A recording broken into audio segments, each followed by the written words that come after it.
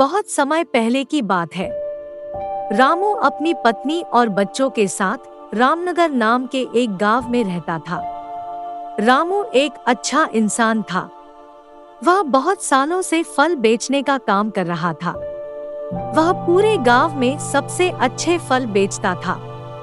उसके फल हमेशा ताजे और बढ़िया होते थे। उसके दुकान पर हमेशा भीड़ लगी होती थी और उसके सारे फल जल्दी ही बिक जाते थे। फल बिक जाने के कारण उसका मुनाफा भी अच्छा खासा हो रहा था। मुनाफा अच्छा होने से उसको घर में किसी चीज की कोई कमी नहीं थी। रामू की पत्नी का नाम लीला देवी था। वह एक अच्छे स्वभाव की औरत थी। हमेशा अपने पति का सुख दुख में साथ देती थी। वह घर का काम संभालती और बच्चों का ख्याल रखती थी। मोहित और राखी लीला के 2 बच्चे थे। लीला अपने पति और दोनों बच्चों के साथ अपनी जिंदगी खुशी खुशी बिता रही थी। इन लोगों को किसी चीज की कोई कमी नहीं थी और इनका जीवन खुशी से चल रहा था। मोहित की उम्र 10 साल थी जबकि राखी की उम्र 8 साल थी। दोनों ही पढ़ने में बहुत अच्छे थे और स्कूल में अच्छे नंबरों से पास होते थे। मोहित अपनी मम्मी और पापा की काम में मदद करता था। वह अपने पापा के साथ रहकर पापा के कामों को सीखता था। राखी अपनी माँ के साथ खाना बनाने का हुनर भी सीख रही थी। दोनों बच्चों में लीला ने कभी अंतर नहीं किया था। उसके लिए दोनों बच्चे एक समान थे।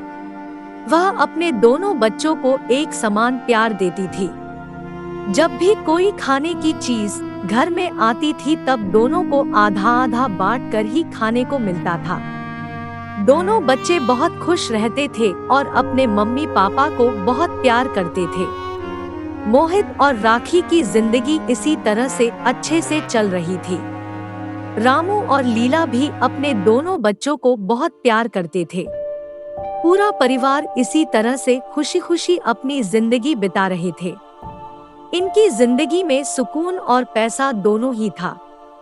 इतना सब कुछ होने के बाद भी दोनों पति पत्नी में किसी तरह का कोई घमंड नहीं था। वह सभी लोगों के साथ अच्छे से व्यवहार करते थे। एक दिन दोनों पति पत्नी रात में बात कर रहे थे। रामू लीला से बोलता है, चलो शहर चलते हैं। शहर जाकर हम घूम भी लेंगे और मैं अपने दोस्त से मिल भी लूंगा।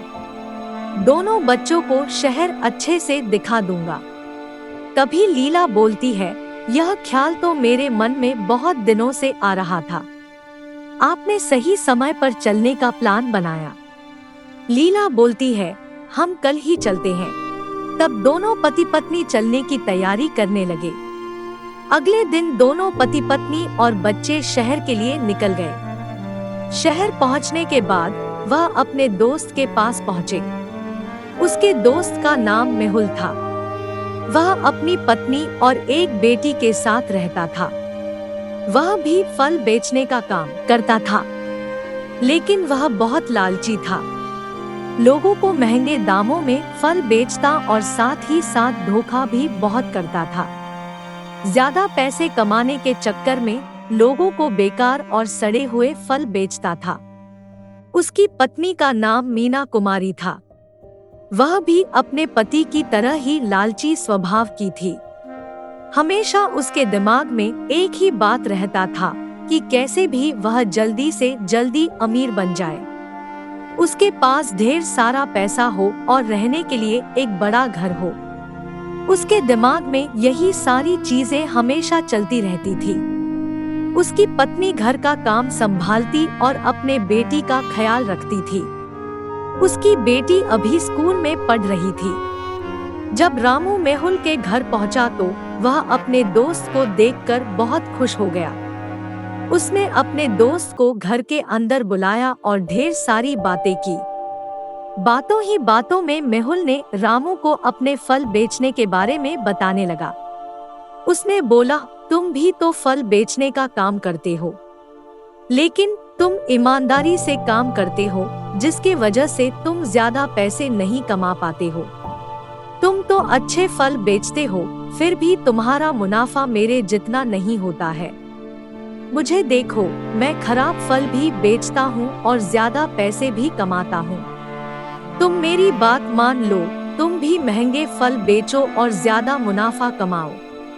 खराब फल सस्ते दामों में मिल जाते हैं, उन्हें तुम महंगे दामों में बेचकर ज्यादा मुनाफा कमा सकते हो। यह बातें सुनकर रामू के दिमाग में भी लालच का बीज पनपने लगा। वह भी सोचने लगा, क्यों ना मैं भी महंगे दामों में फल बेचूं। खराब और बेकार फल फेंकने के बजाय उनको भी बेच दूं, जिससे मेरा मुनाफा बढ़ जाएगा और मेरी आमदनी भी बढ़ जाएगी। रामू भी मेहुल की बात सुनकर लालची हो गया। उसने भी ऐसा ही करने का सोचा। कुछ दिनों तक रामू मेहुल के घर रुका और सारी चीजों का पता कर लिया, कैसे क्या काम करना है। अगले दिन रामू अपने घर को चल दिया। जब रामू घर पहुंचा तो उसने अपनी पत्नी को बोला कि अब मैं भी महंगे दामों में फल बेचूंगा। खराब फलों को फेंकने की बजाय उसको भी लोगों को बेच दूंगा, जिससे हम लोग ज्यादा पैसे कमा पाएंगे और हमारी आमदनी भी बढ़ जाएगी। यह बात सुनकर रामू की पत्नी ने बोला, यह आप गलत कर रहे हो। लोगों के साथ कभी भी गलत नहीं करना चाहिए। लालच का फल हमेशा बुरा होता है। रामू अपनी पत्नी की बात को टाल देता है। अब वह फल महंगे दामों में बेचने लगता है। खराब फल को भी लोगों को बेवकूफ बनाकर बेचने लगता है। कुछ दिनों तक ऐसा ही सब कुछ सही से चलता रहा। रामू भी अब खूब मुनाफा कमाता और खूब पैसे भी कमा लिए। लीला रामू को बहुत समझाती थी, आप कभी भी किसी के साथ गलत मत करिए। लोगों को खराब फल बेचकर आप कभी भी खुश नहीं रह पाएंगे। जब लोगों को आपके बारे में पता चलेगा तो लोग आपको बहुत बुरा बोलेंगे। इतना बोलने के बाद भी रामू अपनी पत्नी की बात नहीं सुनता है। वह अपने काम पर ही लगा रहता है। रामू के अंदर लालच का बीज पनपने लगा था, जिसके कारण वह सबकी बात को अनसुना कर देता और सिर्फ ज्यादा पैसे कमाने के बारे में सोचता रहता था। उसके ऊपर लालच का भूत पूरी तरह से समा गया था। हमेशा उसका मन केवल लोगों को ठगना और ज्यादा से ज्यादा पैसा कमाना ही करता था। लीला ने अपने पति को बहुत समझाने की कोशिश की, लेकिन फिर भी वह सफल नहीं हुई। अब उसने भी रामू को बोलना छोड़ दिया था। कुछ दिनों तक सब कुछ ऐसा ही चलता रहा। कुछ समय के बाद खराब फल खाने के बाद लोगों की तबीयत खराब होनी शुरू हो गई। एक एक करके गांव के सभी लोग रामू द्वारा बेचे गए खराब फल को खाकर बीमार होने लग गए। अब गांव के लोगों ने सोचा, हम अब रामू के यहाँ से फल लेना बंद कर देते हैं। रामू की शिकायत हम मुखिया से करेंगे। अगले दिन गांव के सब लोग मुखिया के पास गए और रामू की सारी हरकतें बता दी। मुखिया ने गांव के लोगों के सामने ही रामू को बुलवाया। थोड़ी देर के बाद रामू मुखिया के पास पहुंचा।